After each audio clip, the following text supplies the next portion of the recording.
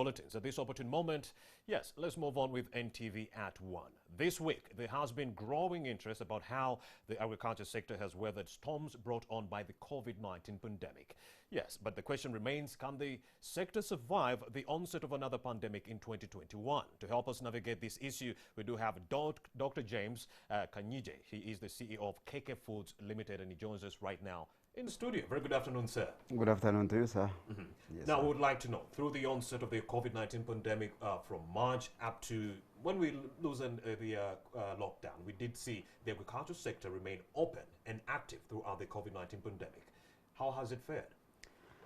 It remained open, but there are a lot of challenges because when the lockdown came into force into European Union and the whole world, that means the connection of our products into those markets also got affected. And by keeping it open also, the cost of doing business out of Entebbe due on freights, it also increased by almost 1,000%.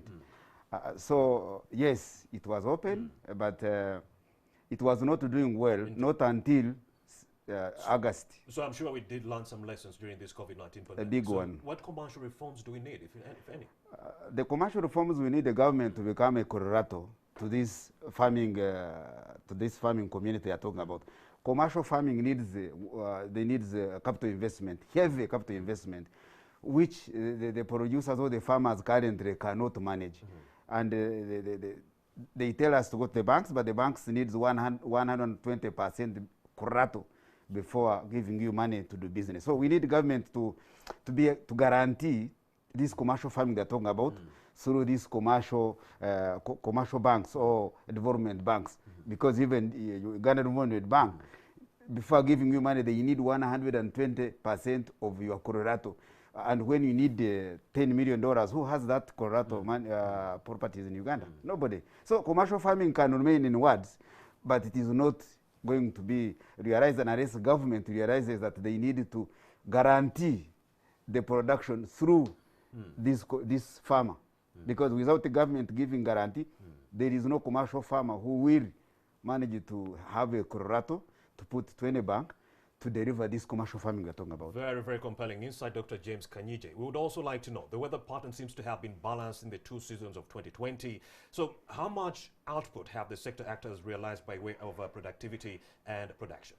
Yes, they have balanced, I agree with you this year, but the output increased from September because after some leeway of COVID-19 trying to release the market in Europe and Asia by opening up, and Uganda, of course, opening up, the goods started moving across the world.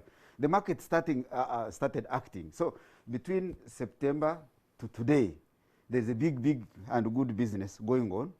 But before then, the farmers had produce, but they had no market to sell it to. So the output was big, but it was not being sold for money. It was some of it was going to West. Actually, 60% of the farmers' produce went to West between March to August. But between August to date, there's a good business.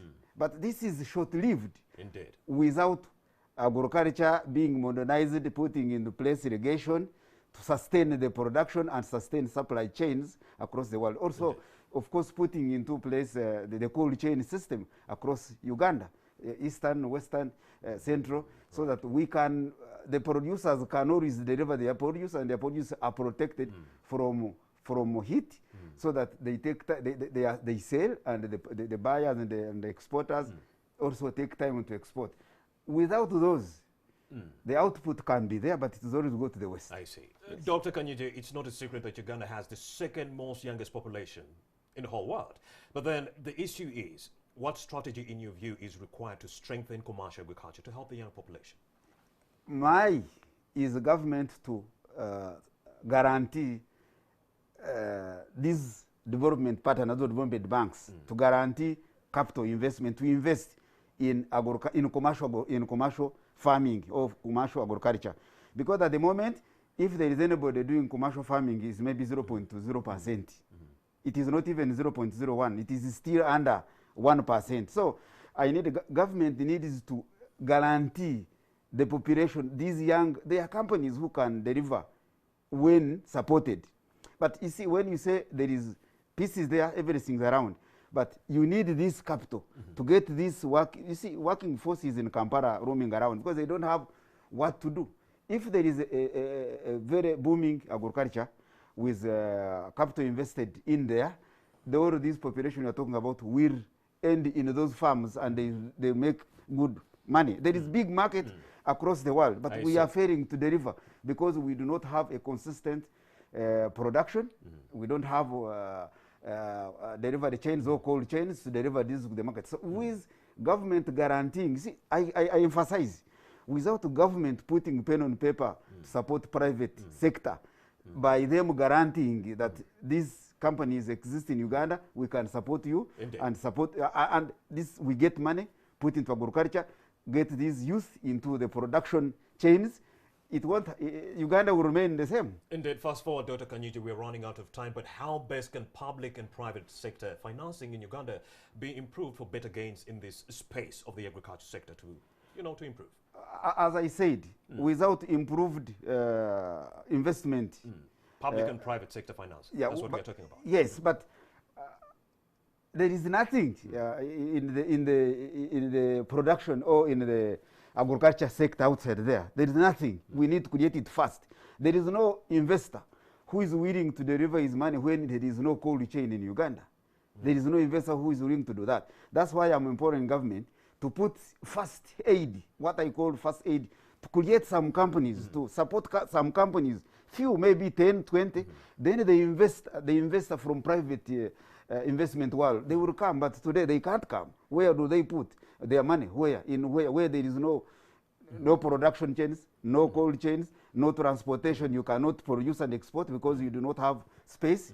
Instead of Uganda purchasing a cargo plane, they purchased CGR-7. So those are the issues. And Dr. Kanyije, you've also, as KK Foods, been exporting vegetables to the European market. We want to know, what do you see in the new year 2021 for commercial agriculture and exports? In a minute, we've run out of time. In a minute, I want to tell the world that Uganda, that between September to date, we are seeing a very sharp increase,